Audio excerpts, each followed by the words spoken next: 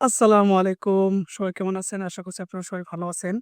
আমি লাস্ট যেটা ভিডিও বানাচ্ছিলাম সেটা ছিল পার্ট 1, আজকে হবে পার্ট 2।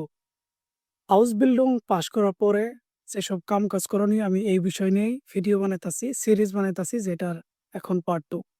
আমি ফার্স্ট ভিডিওতে বলেছি যে আমার কিভাবে এক্সাম ছিল। আমি পুরো এক্সাম এক্সপেরিয়েন্সটা আমি বলেছি। আজকে আমি ফার্দার বলব যে এক্সাম পাস করার পরে বা হাউস বিল্ডিং পাস করার পরে মানে করণীয় কি? ফার্স্টে আমরা শুরু করব যে আপনি যখন আ মানে প্র্যাকটিক্যাল এক্সামের যখন আপনি ডেট পাবেন, সেটা হয়তোবা আপনি ২ মাস আগে পাবেন হাউস বিল্ডিং শেষ হওয়ার আগে বা ৩ মাস আগেও পাইতে পারেন। সবচেয়ে ১ম কাজ করণীয় যেটা, সেটা হচ্ছে যে আগে আপনার মানে হাউস বিল্ডিং যখন প্র্যাকটিক্যাল এক্সাম হবে, আপনি যখন এক্সামের ডেটটা পাবেন, তখনই আপনার কোম্পানির সাথে আপনার কথা বলা উচিত যে, "আমি যদি হাউস বিল্ডিং পাস করি, আপনারা কি আমাকে জব দিবেন কি দিবেন না? আমার এখানে জব আপনারা আমাকে এখানে জব দিবেন কি দিবেন না? বা আপনাদের এখানে ভ্যাকেন্সি আছে কিনা?" কারণ হাউস বিল্ডিং যেদিন আপনারা পাস করবেন প্র্যাকটিক্যাল যেটা এক্সাম যেদিন আপনি পাস করবেন, এই পাস করার পরের দিন থেকে কিন্তু আপনার হাউস বিল্ডিং শেষ। তো এরপরে যদি কোম্পানির কাছে যদি ভ্যাকেন্সি না থাকে তাহলে কিন্তু আপনি আরবাইট লস হবেন। এটা কিন্তু আমার ক্ষেত্রেও এভাবেই হয়েছিল।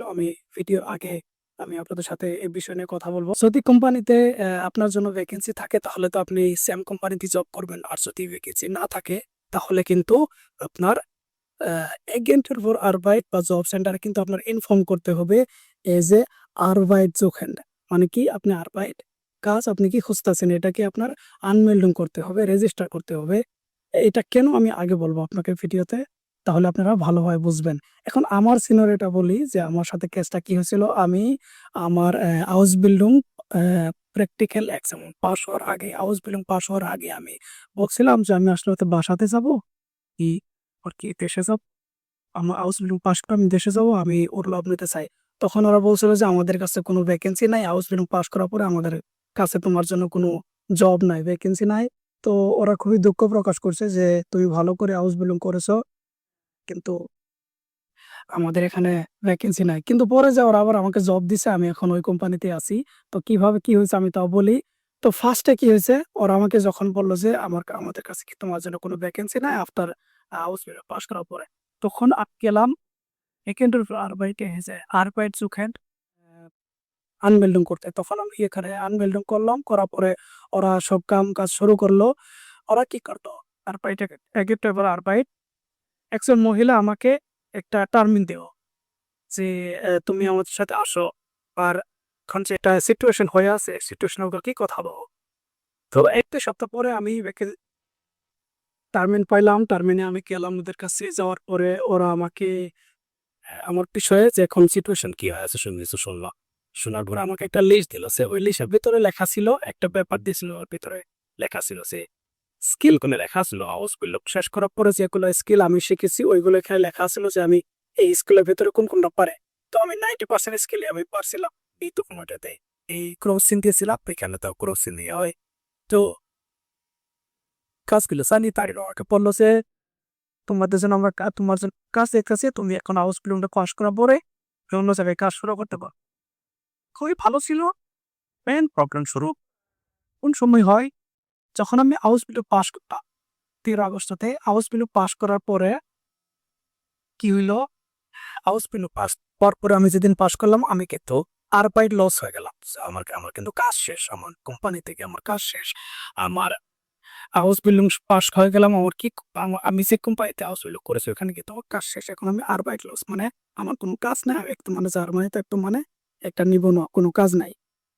তো তারপর আমি একেন্টের আরবাইটে গেলাম। এই যে আরবাইট লস আনমেল্ডুং পড়তে আপনি যদি জার্মানিতে যদি আপনার কাজ না থাকে আপনি কিন্তু আরবাইট লস আনমেল্ডুং করতে হবে।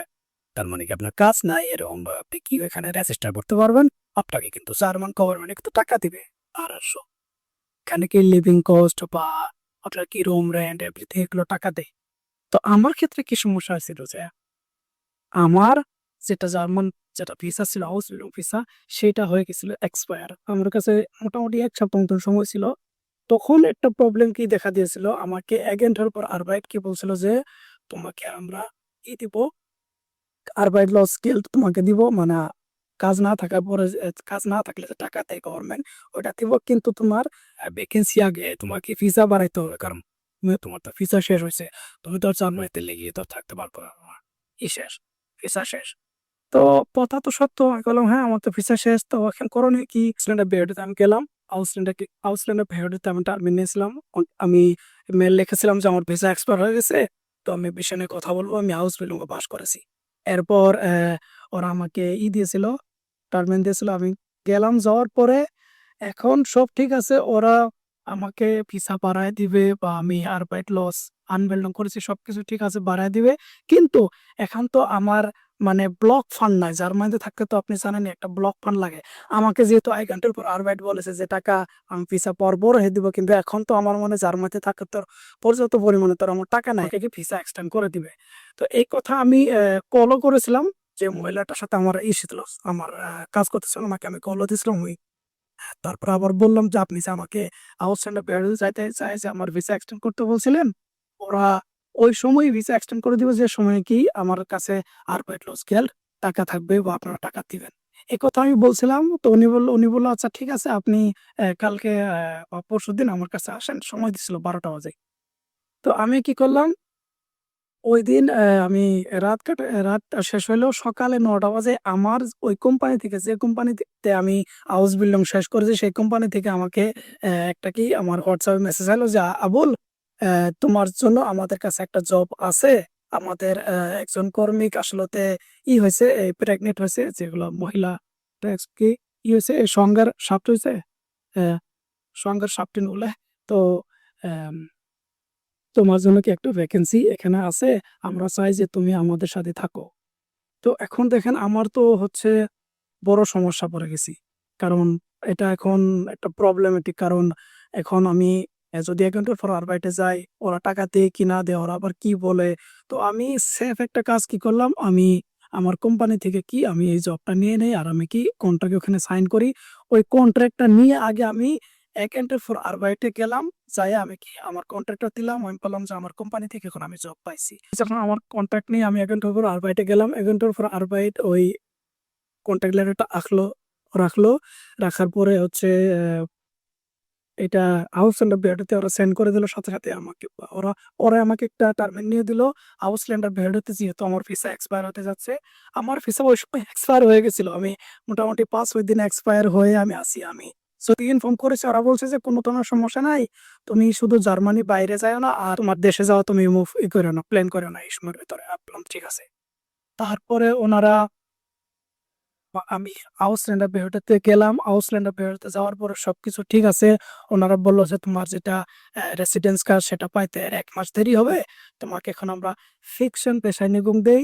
এটা হচ্ছে একটা প্রি রেসিডেন্স ফরম্যাট বলা যায়, আপনারা সার্চ করে দিতে পারবেন।